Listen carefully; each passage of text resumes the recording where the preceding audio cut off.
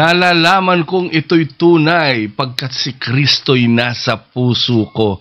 Alam niyo po, sa panahon ni Isaiah, maraming mga pagkakataon na parang pakiramdam nila ay talagang pinapabayaan na sila ni Lord. Pakiramdam nila ay tinalikuran na sila ni Lord.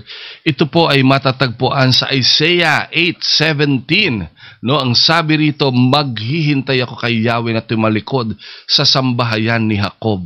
Ano man ang kanilang pinagdadaanan ng panahon na yon, talagang idineclare ni Isaiah na maghihintay ako kay Yahweh na tumalikod sa sambahayan ni Jacob at sa kanya ako aasa.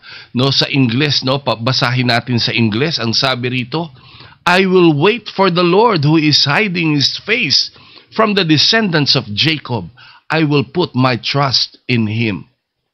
Alam niyo po, sa buhay ng bawat isa may mga pagkakataon parang pakiramdam natin hindi nagpapakita ang Panginoon, hindi kumikibo ang Panginoon, hindi tayo dinidinig sa ating mga panalangin.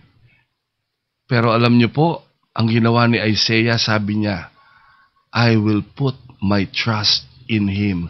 Sabi sa Tagalog, sa Kanya ako aasa.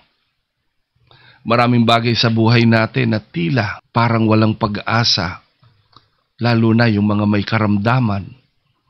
Siyempre, bagamat alam ko na nananampalataya kayo na may ginagawa ang Diyos na malaki sa buhay ninyo, sa kalakasan ninyo, sa inyong karamdaman, dumadating minsan ang pagkakataon na naiinip ka, naiiyak ka, at talagang inilalapit mo sa Panginoon, Lord, bakit hanggang ngayon wala pa akong nakikitang improvement, no?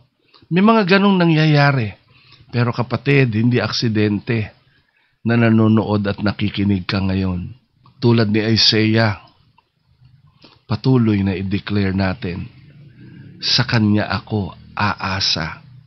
I will wait upon the Lord. Manampalataya tayo, sumunod tayo, at patuloy na abangan natin na kahit kailan, hindi kukulang ang Panginoon.